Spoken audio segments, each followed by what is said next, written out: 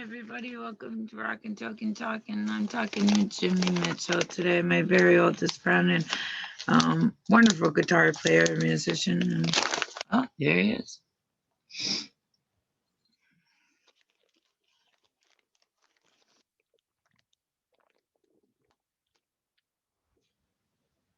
Hey, brother.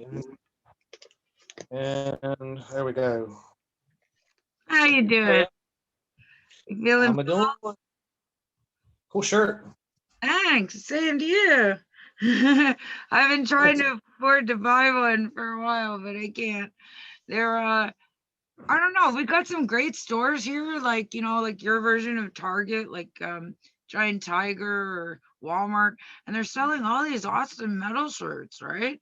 But never the ones I really want, just the really big names. You know what I mean? But I got a ragged ass shirt and then Jackie Chambers, she was talking about Target, and she goes at Target. And I'm like, well, I'm never calling it anything but Target now. It's like the posh Walmart. Yeah. Excuse me. Maybe in England they really are. Maybe they really are like some kind of posh, mid-level department store, but they are surely not across America. I was gonna say, yeah, it's just a shithole over here. We had the same thing in Canada called Byway, where you got those canvas shoes in a million different colors, and only welfare kids got them because they were $2 a pair, right? And all of a sudden now those things are like $100 a pair, and like only cool kids have them. And I'm like, same with rain boots. I remember getting beat up for wearing rain boots on a day that it mildly had rained in the morning and it was sunny in the afternoon, and I'm a loser. And now rain boots are $100 a pair. Weird how that happens. It so is. We're talking about a lot of fashion and metal, and I think it's interesting. What should come back, what should never come back. The 80s are one of the most interesting decades in general, where there are some of the most epic looks in all time and some of the worst things. You know what I mean? Like, I never want to see another pair of penny loafers as long as I live. Or pleated like fucking, preppy pants or like polo shirts or like I like Jacquard Noir still, but like turtleneck sweaters. Turtleneck sweaters. But I also, I think that I have a really funky pair of cords that do make the sound when you walk. But they're black and they're all torn up and they're all punk, right? But like they're still like a right. And I don't know. My dad, bless his heart, before he gave me up for adoption, did not know how to dress a little girl. So he cut my hair short and I wore turtlenecks and 70s horrible outfits and like cords and like, I was constantly women would come up to us in the grocery store and go, what a cute little boy. And I'd freak out and then he'd freak out on me. And then I was just like, but I'm not a boy. And I don't know if it was just maintaining hair. That's a difficulty for a single dad, long hair. I don't know. But like the 70s and 80s had some cool looks and some shitty looks. Some epic hair too. Like some epic punk styles. If you do, I keep posting this awesome documentary on hair through the music and the styles of like metal and punk, and wow. I wish I had some cooler hair.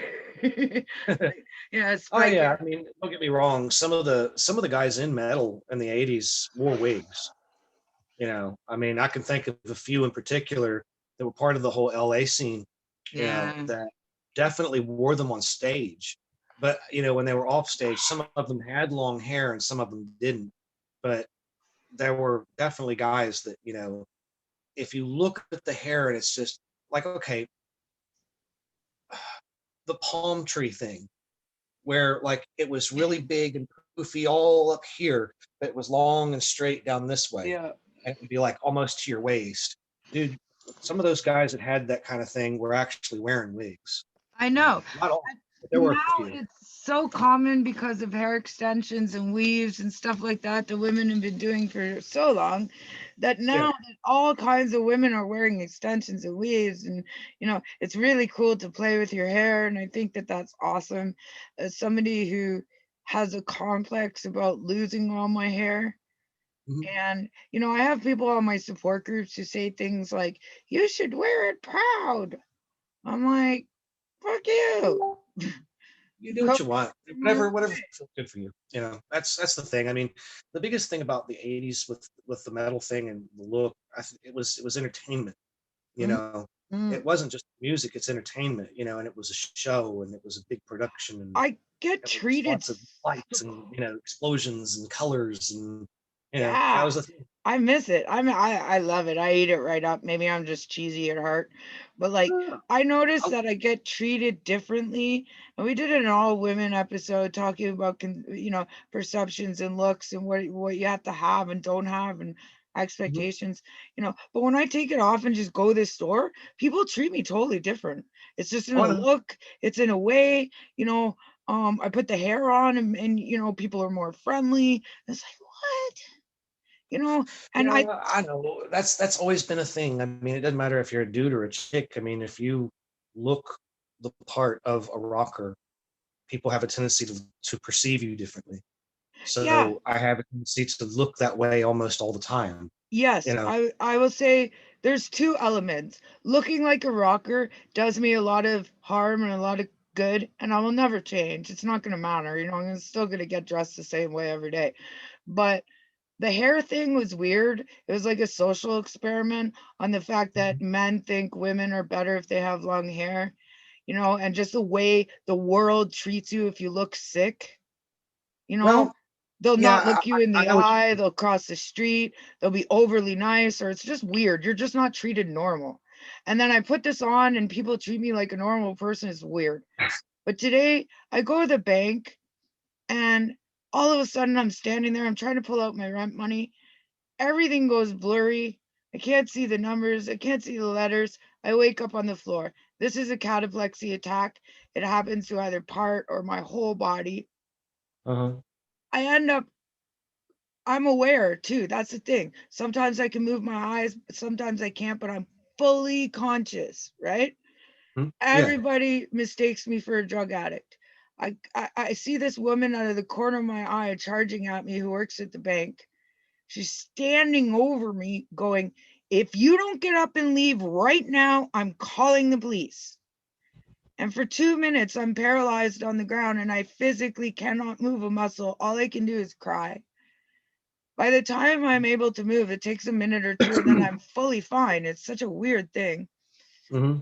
She now has the manager and security standing over me, but all saying leave or we're phoning the police. I have not said a word yet. I don't know if Hmm. it's the way I look, the perception, and what happened, right? The fact they've probably never seen it before in their lives, which is most people haven't. But then I just held up. I said, the next time you want to be such dicks to somebody that's a customer here, why don't you check for a medical alert?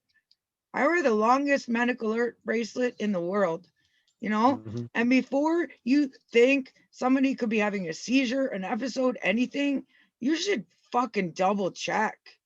And by the Yeah. time I got up and walked out, they were falling all over themselves, apologizing, having me come back. Do you want to speak to a manager? I'm like, man, no way. You know? Yeah. They treated Uh, you like shit. Fuck 'em. Yep. And Yeah. then I'm walking home and it's only 2 blocks, right? The store, Right. the bank, and the weed shop is in one little plaza, right? 2 blocks away. I go get my smokes, I get some weed for the show. I come back. I'm like, the sun feels so fucking good. I haven't been outside. The last time I went outside, I fell down and I got too scared and came home. Then Yeah. I crossed my lawn and I saw purple flowers across my yard. And Yeah. I said, that's Spring. gorgeous. Because I didn't know. I've been inside all this time, right? And Hmm. then I walked in and I opened my Facebook and I went, thank God I have this Facebook, or whoever's watching over me, whoever it is, whatever it is in the universe that has given me the gift of this Facebook. Because I could not cope with life. I don't think I could survive. And you're Hmm. one of the only people who's been here from start to finish, basically. Yeah, and it's not over yet. No, and you watch me try and fail and try and fail, almost give up and fucking cry, and you're always Failure, there. failure means you're doing something right. Failure I means hope. you're doing your best, and it's normal. Failure is part of the learning process. I don't really look at it as failure. I look at it as you've given the best you could for that moment. It didn't necessarily turn out the way you would hope, but it turned out in a way that you learn from. Therefore, you know what not to do or I what to do got again. So it's that's the true. best way to look at it. And I'm thinking I'm cramming about 40 years of experience into two, like, and maybe that's why it's so emotional. And if I had the Yeah, time to spend, I'd be like, cool, I'll go ride my bike or I'll go do something for a day because I got fucking 20 more years to try and fail. Right. But I really don't. So it's like I no. have this panic of like not achieving it. And Mhm. in the last week, I did an amazing show with Lips. The Sunday Savage show was incredible. I Mhm. did an amazing interview with Jackie. I did a one-on-one interview. I did an interview with Raven Chain yesterday. Mhm. I edited all these videos. I'm freaking doing this video interview with you, and Mhm. I have so much content now. I Well, had good. somebody finally seriously offer me a deal in the near future on my compilation album. And as I Mhm. was editing the piece last night, I found that clip where you had your guitar in hand because I've interviewed you so many times, right? So I think we should just Mhm. sit and chat today. But like you had your guitar in hand, I was like, play. And you're like, I did some scales, but I was expecting you to like pull off one of your songs, right? And I'm so Oh, sorry I put you on the spot. So what I oh no, did was I wasn't bothered by it. I mean, I I knew was you would. literally like You're never sometimes I'll sit bothered. like I tend to sit around and have the guitar on me and just play scales and patterns and riffs But I have just to be played your playing. videos. Yeah. I've showed everybody. You know what I mean? Everybody's super impressed, right? So I said, I think I put him on the spot. I feel really bad. And then I clipped it. And then I put that performance that you were on the TV station Mhm. because for two reasons. Um, I want that little nerdy loser has got a freaking show and a desk and a studio, and that's what I want. And I want to have all these beautiful people I know to just come in and like interview Jay Leno style. But I also Yeah. love that performance. A performance Thanks. is so good. I did three of them for I that know. particular station over the course of about 2 years. And the way that show was set up was that was the video, that was the video television production course that Marshall had. And everybody that was involved in that they were all students of that kind. And it was basically their idea. They're like, hey, what if we did like a TV show I of that sort? And wish so they I were was like, back in I like, school. sure. So they set it up and just did it. They That's inked a so deal with cool. the local TV station to air it because it used to come on at like 1 o'clock in the morning. It was one of those shows that was on super late at night. I think And it was nice. I think it's so cool. I think that's awesome. That's exactly what I want to do. It wouldn't cost Hmm. very much. The only problem now, of course, is COVID and flying everybody in. I could do it Zoom style and it'd be pretty cool. But I want a Hmm. studio. I want a little space. I want a desk just to be official, right? Because how many rock stars said, "Oh, I made a gold record and told my mom," and she's like, you know, I made two gold records, and she went, "Nah." I got on the Jay Leno show. She's like, "You made it." She was all proud, told all of her friends. It took being on some kind of platform like that for people Yeah. to really understand just what you're doing. But I've also watched some pretty epic interviews in that fashion. Like when somebody's on a stage and they Mhm. feel raw and they feel very vulnerable, they got all these lights on them and an audience watching, maybe even, you know, it's like a performance. This is like a chat. Yeah. I mean, to get on stage and perform in front of an audience, whether it's three people or it's 3,000 or 300 or 30 or whatever, um, it definitely feels a little different. You know, I mean, Yeah. I always treat. Here's the thing: whenever I perform, no matter where I'm performing, whether it's someone's living room or a bar or a nice stage, you know, in a club or a theater or whatever, um, I treat each show the same. You Yep. know, I Yep. I I Yep. get all dressed up, and you know, I fliff my hair up a bit. I wear a headband, and you know, I do all that. I mean, Do I you make sure. you only wear the headband when you perform? Is that for sweat? A combination. It's one for sweat, two for the look. I wear the headband on days when I don't perform. You know, I've got a whole bunch of them. They're just t-shirt sleeves. That's all they are. Okay, so I have the world's worst sewer. I convinced somebody with a t-shirt collection of over 500 t-shirts that didn't fit to give me some of Mhm. the most epic shirts so I could make dresses. Okay, Uh-huh. because I watched a Mhm. YouTube video. I do this. I watch a YouTube video. Exactly. I have a million of those. Where's mine? A million, right? So I try to make Mhm. these dresses and hand sew them, and they're barely held together. They're horrible, but um they're there to be made. I really want to do something with them, and I'm learning it. But I do this. I'll watch a YouTube video, and I'm like, that looks easy. Yeah. Fuck it You right know, up. but like I was saying, you know, when I whenever I go and I perform, I make sure that, you know, well, for one, I make sure that, you know, I feel relaxed. Mhm. You know, so usually most shows I drink before I play. I Were usually you drink a couple drinking of before beers. that one? Um, that one, no. Cause you came So in. I think my favorite parts were, do your neighbors like you? And you're like, yep. I'm like, there ain't a person that probably don't like you, for one thing. I I But thought that was a funny question when he asked the yeah, question me too. too, because Your it's favorite like the one is loudness, right? But like, and then the next part, he was like, cause you shred, is that right? And the guy behind the camera is like, that's right. Like those two have never heard metal before in their lives, and you probably blew them right the fuck away. well, the cool No thing was doubt. the guy that was actually behind the camera that was doing that is a friend of mine named his name's Adam Ead, and Okay, sorry, Adam. Adam's originally he's originally from Idaho, and he was a Marshall student. He was in the same program with all those guys. He has a twin brother named Caleb, and there's photos of all of us hanging out. Those guys were actually at my wedding.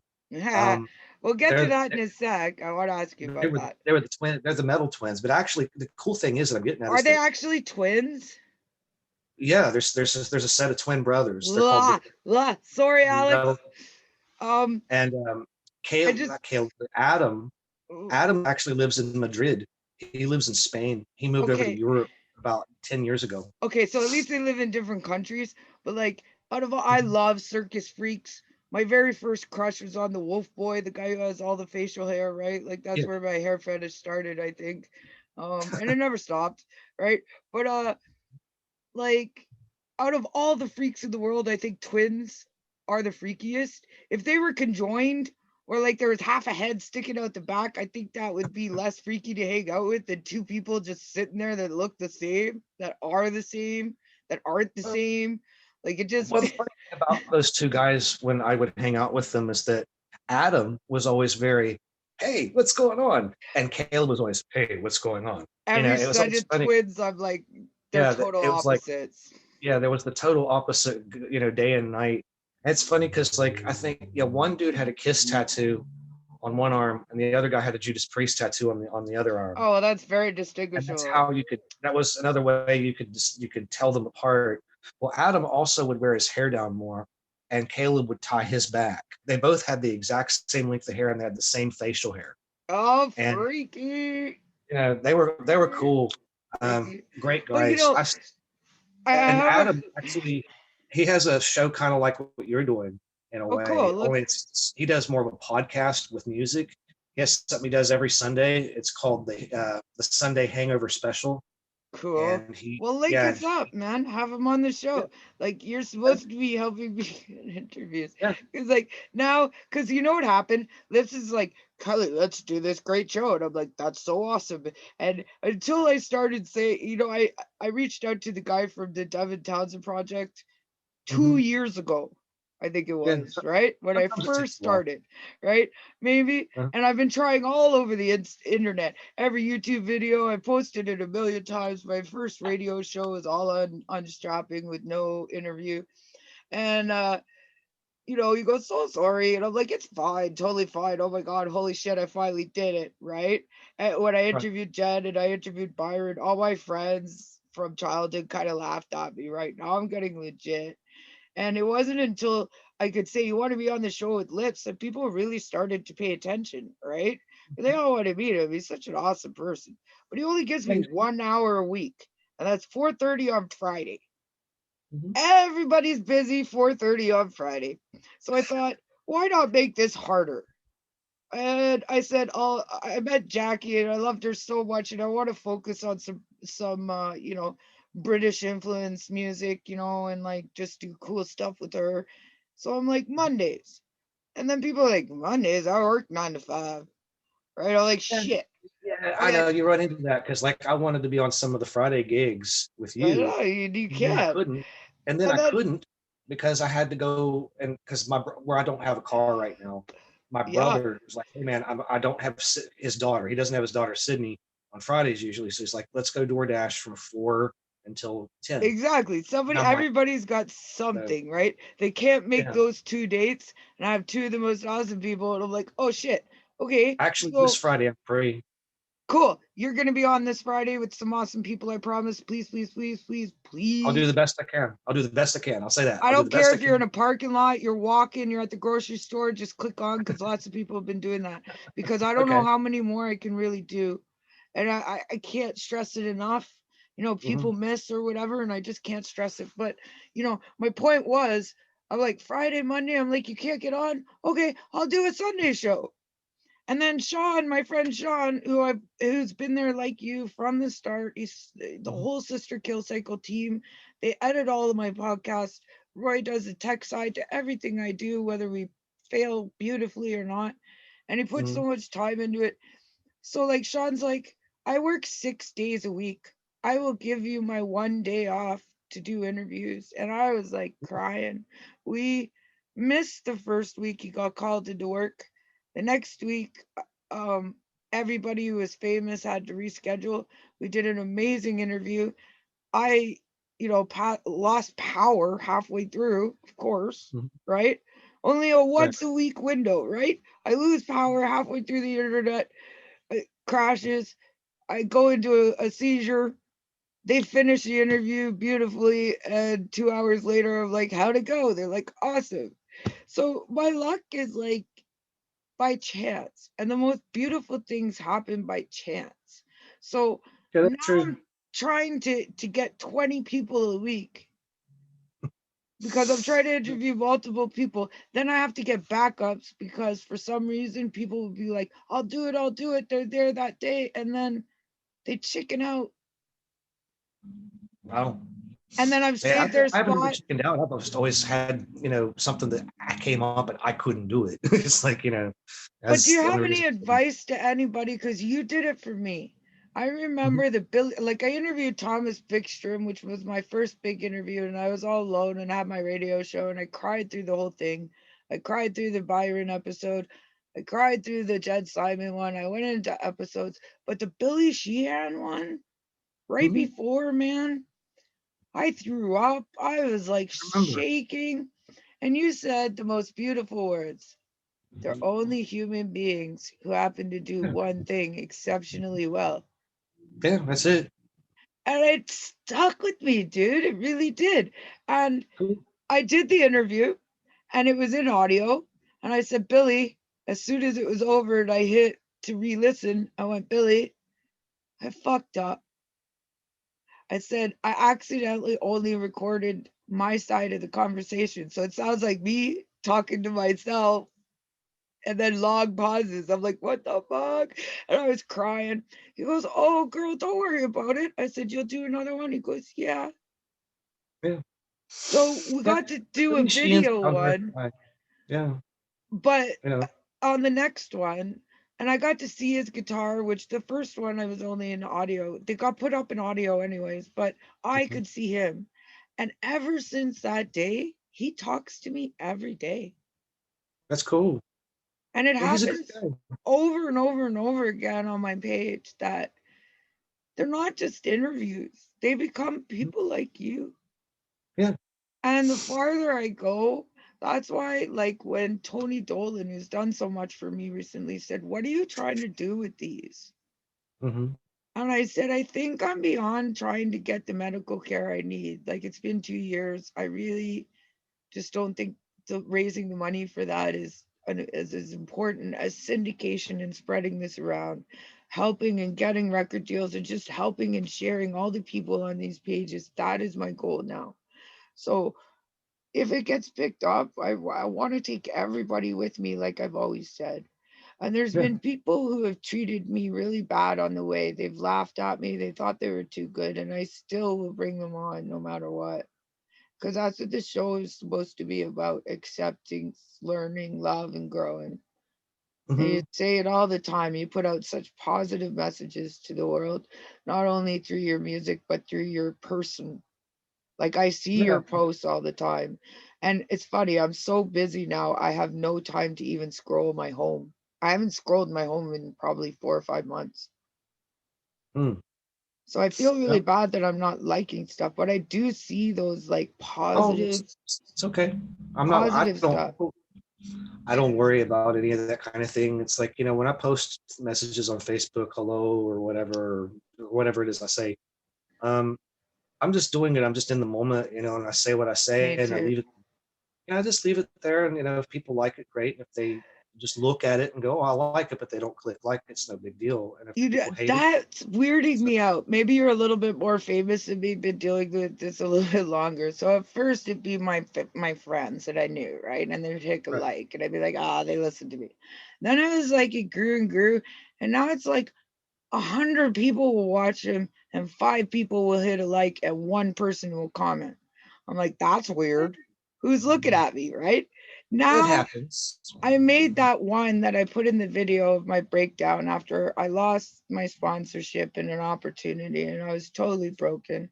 That one got over, I don't even know what it's at now. Last time I checked, it was over almost 400 views, Mm-hmm. right? And then I posted it to Facebook and I put it in my edit because that's more than any of my podcasts, right? I'm It, like, that's weird. it And happens. it was the fact that still people didn't, there's like 5 likes on it and fucking 2 comments, right? And I'm like, Yeah. who are these people? I want to know them. Did it hit them? Did it, like, you know, because I think it's, I also got accused of the fact that if I put a little bit of makeup on, I'm still bedridden, right? I put a little bit of makeup on or whatever, I don't look sick. It's all internal. And I got accused of faking. So I, you know, You'll run into hate that. I've been that. accused of faking too. When like before I had my hips replaced, there were a few redneck assholes that tried to say, "Oh, you're faking it just so you can get a check, so you don't go to work." And I'm just like, Oh "Fuck you." my God. Yeah, I've had people say that to me. You know what? The people that said that to me You've had a don't mean shit. double hip replacement, right? Well, not at one time. It was over the But like course of 2 two different years. times. Yeah, but you're Yeah, both your 2 years. hips, Yeah, right? I could yeah. only I broke imagine my back. the pain. And I remember calling you a cyborg at the time and laughing about it because I remember those photos. There's no way that was faked. There's no way either that, if you actually went through my page, you could say anything like that. Yeah, see, I I don't worry about anything of the sort. It's just like I get it. There's always going to be people who aren't going to. They wish they to some degree. I think they kind of wish that they could do the same thing that I'm doing or someone else is doing. Like okay, when you have people that say, "Oh, well, you're faking it," and this and that. They're just assholes. I mean, Do there's you some think people it's that coming from a place of jealousy, it could be, it could be envy, that. or just hatred of life that they're It could be suffering that. and not getting attention? It could be any of those things. You got to realize that there are people that exist in the world who just aren't nice people. There are And people that exist in the world that just no matter what you say, no matter what you do, they're just not going to be nice. I'm They're not going to learning be that as if well, you don't fit into their little box. but I'm You don't also fit into their little learning box, this. you know? I'm obtaining a little bit of notoriety, okay? And it's weird because I was like a geek and nobody took me seriously and nobody ever listened to me. I wasn't really very cool in I certain wasn't places, either. right? I And wasn't then all of either, a girl. sudden I'm getting attention, right? And it's Right. like, to anybody who's starting to break fame, it's a hard thing to cope with and it can break or ruin you. And I think it has to be handled very carefully. And I also think that when somebody, Tony Dolan said something that somebody said something critical to him and he thought, and he talked about it on my show. He said, well, and I love his accent. I can't fucking do it. But he said, well, I could have fucking called him an asshole and put him down and said, fuck you. And then I said, you know what? I said, instead, I said, what's up, brother? And they had this beautiful conversation. They became friends. Turns out he was suicidal Mm. and he saved his life. And that's kind of comes around so many times on my show. And it's like, that's the point, stars, is that one phone call can Mhm. inspire somebody like me to do this, but could change a life. One phone Yeah. call, one message, one meaning of hope, and they'll be telling that story for the rest of their life and be living off it. Yeah, Right? and that's true. I mean, I've received messages over the last, let's see, it's 2021. I became a presence on Facebook in 2007. I released my second record in technically 2008, and I reissued it 2 years later with more songs. Mm-hmm. And I started getting exposure quite often from about 2009 after I made this after the Soulmate video was Excuse is me. when I started to get a lot more attention. And at that time, I also used to give away free digital copies of my album to anyone just because I wanted to be known. I wanted people to hear what I did. And at one time, I had a notebook that was this thick and it was filled with people's names and email addresses Oh my where I, God, dude. where I, where I Yeah. literally would just, I would email people, I would message people and go, may I please send you a copy of my album? I don't want anything in return. I just want you to hear it, you Yeah. know? Yeah. And I did that so much. And don't get me wrong, I had a flock of people come to me. You know, Um, but one thing that happened was do you know as why they time, came to you though? Because your well, music is genius. well, You I could hand appreciate, out shitty CDs all day long and people would go, nah. They listened well, to it and they were inspired by it. what happened was over time, I started to receive messages from people who would write to me and say, hey, Jimmy, thank you for being who you are. Thank you for being positive. Thank you for your music. Thank you, for what you do because it has helped me, it's helped me get through, heroin addiction, or it's helped me, not kill myself. I've actually had a couple of people that have done that. They've written me and they're like, your music kept me alive because it You made know, me realize that there's more to my existence than what I thought. And it's always I don't want to use the word overwhelming, but it's it's really always overwhelming. It's no, really it's to overwhelming. me it's not overwhelming. It's touching to It's know that touching. Like, I that mean, I when I've somebody, inspired someone to stay alive or to get exactly, like, me, 1,000 times over, me 1,000 times over, Jimmy. and And 99.9% of my music doesn't even have lyrics. I That's the know thing. it doesn't It's like most matter. of my music's just instrumental, It's so beautiful. It's really really good. And then you make a connection with a real human being. And I say all the time, solid people are hard to find. I know so many people, solid people are really hard to find. Trustworthy people. And yeah. from reaching out to a famous person and saying what you're doing is inspiring always makes me cry. When people tell me their stories and that they're proud of me and that they're really thankful, I cry. Maybe I'm just an emotional fucking creature, but you know what I mean. Like, it It's all right. really hits me.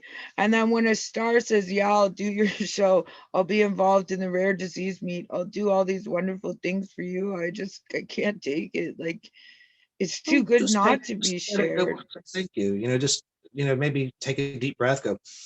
thank you very much, and just kind of see how it goes. That's Not sometimes me, that's the best thing man. to do. I That's not, mean, you you've got always to go, think.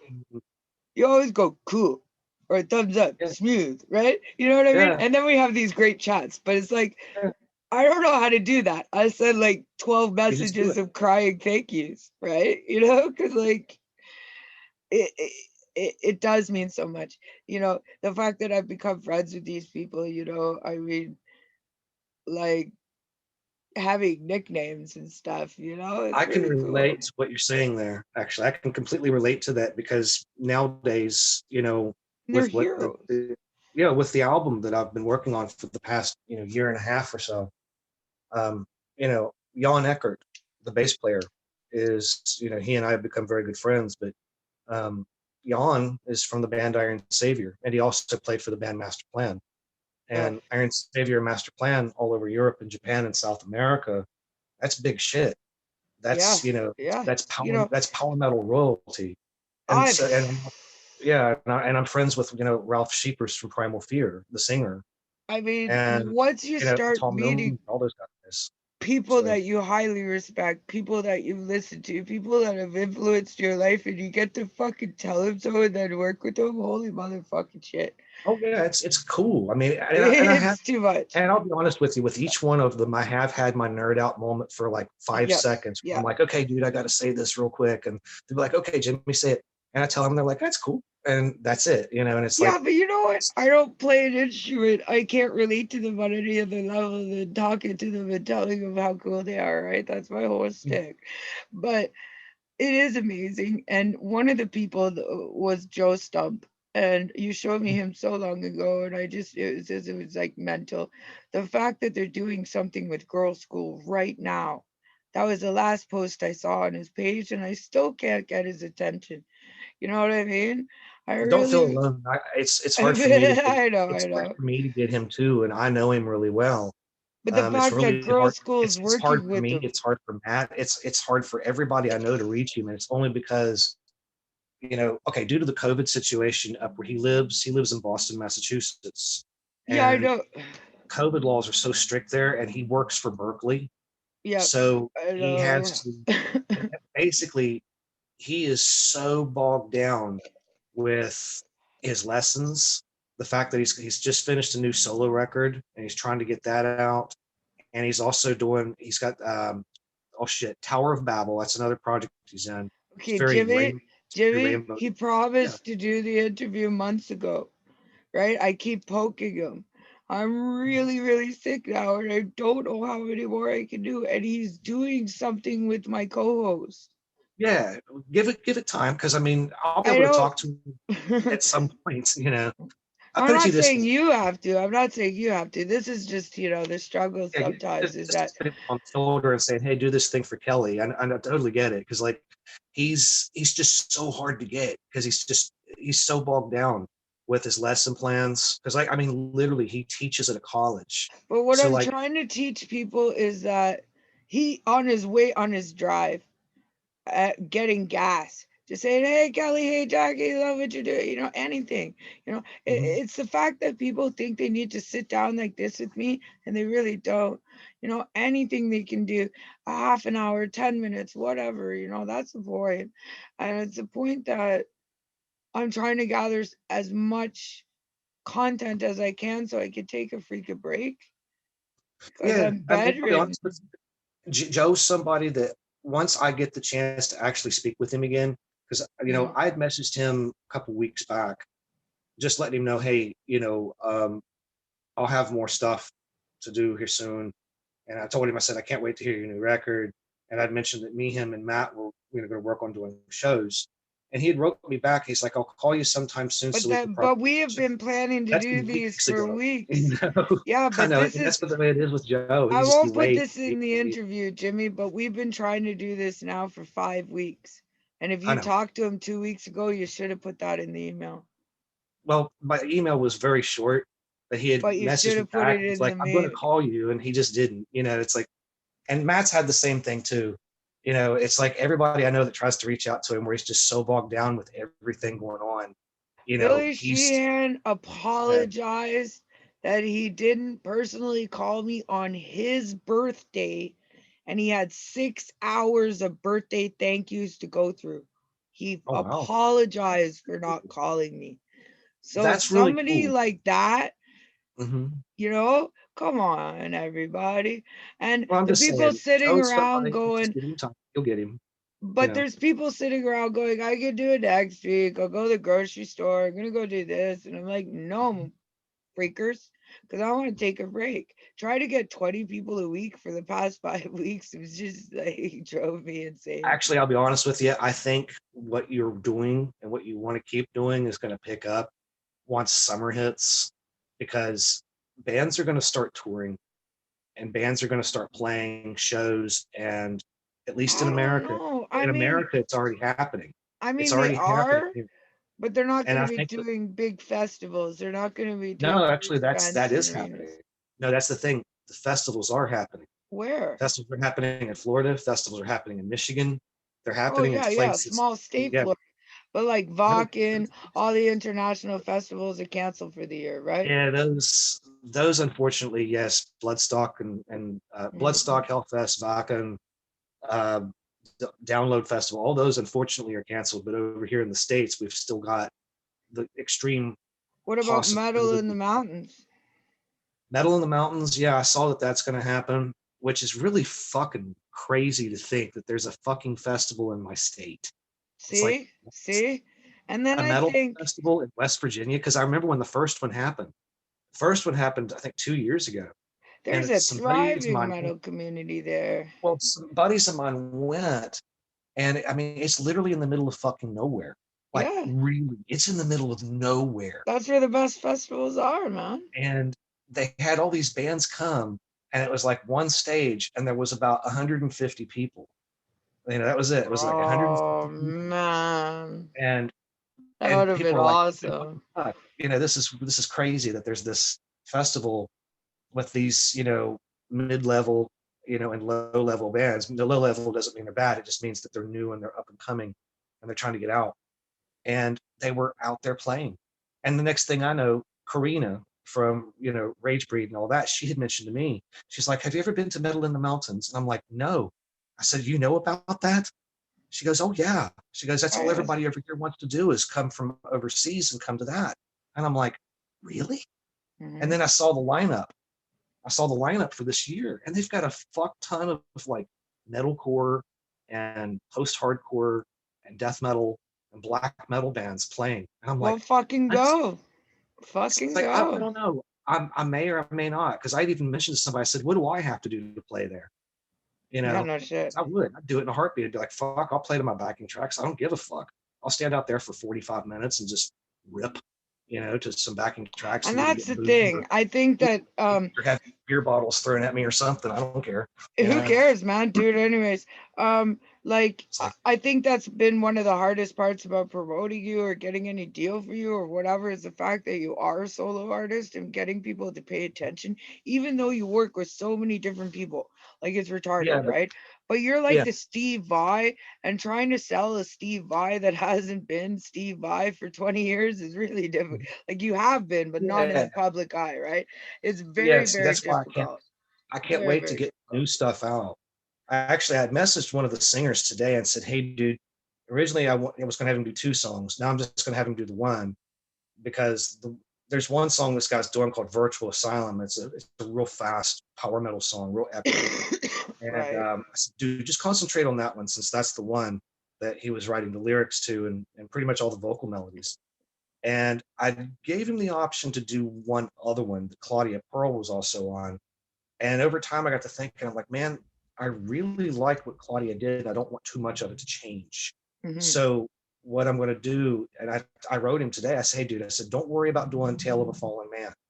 I Mhm. said, "I'm going to do something else with that one." I said, "So Mhm. just don't worry about doing that one. Just focus on the one." He's like, What? "Okay, cool. I'll call you tonight." So he's supposed to give me a call sometime this evening. But Cool. I want to take Tale of a Fallen Man and have Sebastian Lehman Wow. sing that one Yeah. instead. Because I know Sebastian, all I got to do is go, "Here, dude, here's the lyrics. Here's the melody she's singing. Just sing it. That's it. Just sing that and sing here and sing here." And it's That's done. the And it's, beautifulness and, I it's, and then think of. why I and like that you song's is your done. Then openness. I can at least release that one, because that's the thing. I want to release it. I want to get Right, stuff right. with vocals out to the people, so that way they can go, oh, Jimmy's more than just a guy that plays guitar solos for Right. 5 minutes over a And I song. think, You know. yeah, but I mean, every good song has a 10-minute guitar solo. I mean, only in my professional opinion, but whatever. Um, Mhm. and wearing good pants. But I mean, like Oh, yeah. I see, yep, there they are. But I mean, uh, I think that I remember way back, and I had a bit of money at the time, and you saying I have this opportunity to go and play with Vi, and I thought if I could give it to you, I could give it to you, and it was all scam, and this is like Yeah, yeah, I that know. was And that really dude, difficult. Now it that sucks. That guy was in Guitar World. oh That my guy was god, in he was in the most recent issue of Guitar World. His name is I've tried to contact David Guitar, like Lasordo. oh my god, the 6 degrees. When people finally pay attention to me, holy frig. But I think that's the genius of your work and your current album is that it's every genre of metal working with so many amazing people and that you're so open to it. And I Yeah. think that's the way music should be created. That's the way music should be shared and used. Like the fact Mhm. that if I have something playing in the background, I could be sued. That's bullshit, right?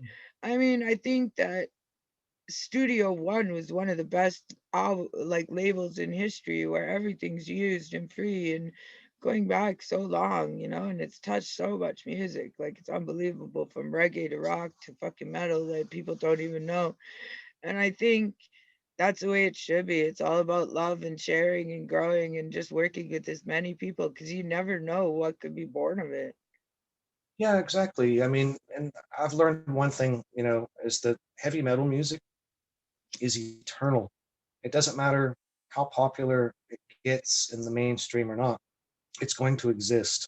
There's always going to be a rabid fan base for heavy metal music, no Yeah. matter power metal, death metal, black metal, thrash, glam, It's no matter funny. what it is, they're I've going to been be into told it. it's dead here. It's dead here in London. It's especially, but I don't think so.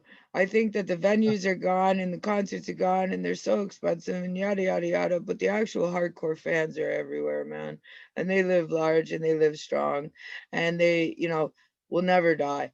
I don't The, think it'll ever die out.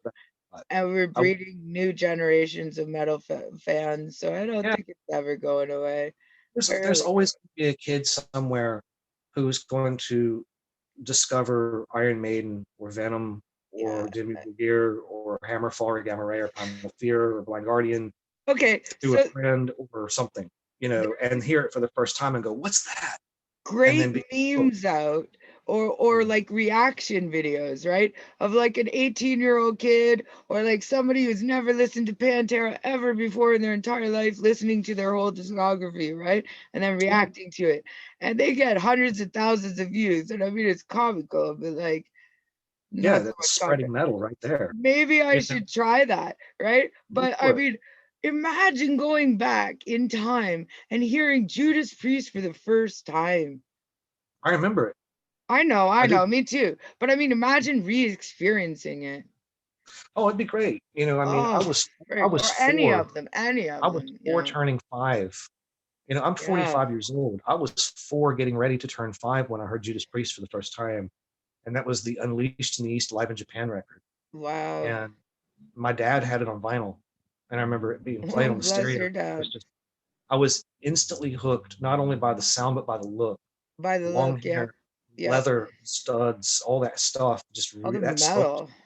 Yeah. Yeah, that spoke to me. That was Yeah, me because, too. Me too. heavy metal wasn't a term that was really frequent until the 80s.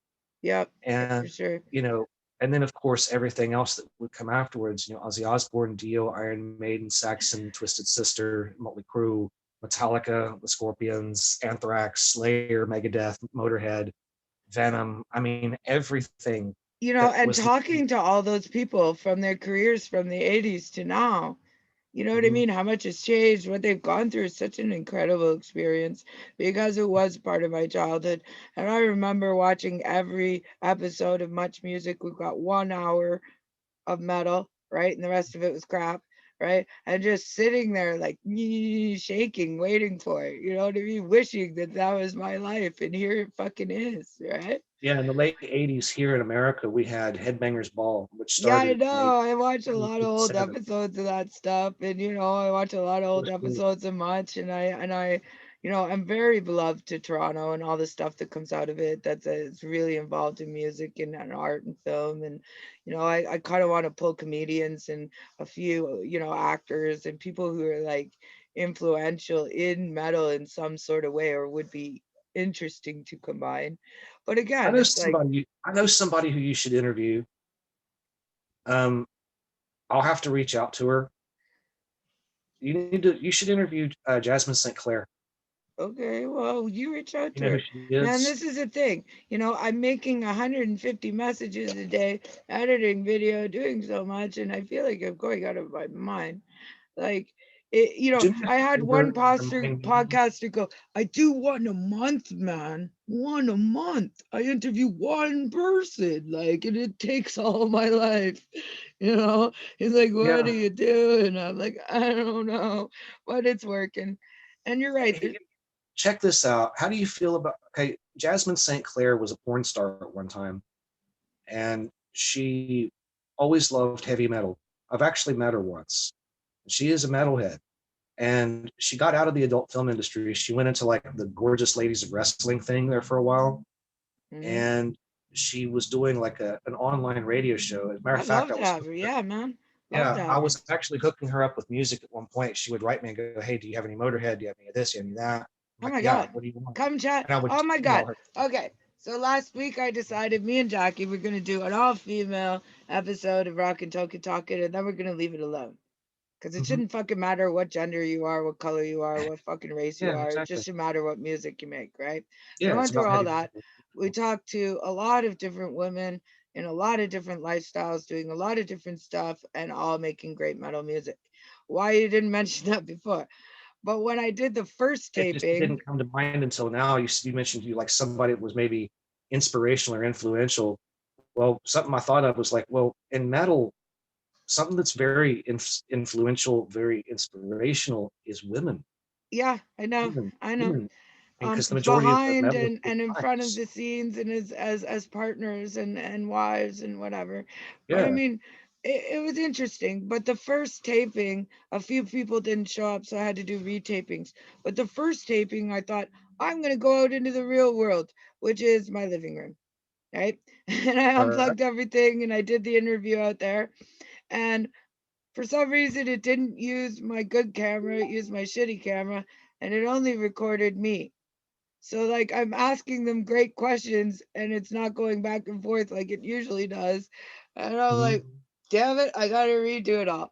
That took a week to pull together. And then after it's over, people were going, I know 3 chicks you could have added. I know 4 chicks you could have added. I'm like, oh my God. Well, I think It's I so think good. a lot of that has to do with being in the moment. Like I right think now, we're so, yeah. talking, and it's like the idea just pops into my head. And the reason why I mentioned Jasmine St. Clair is She sounds because, wonderful.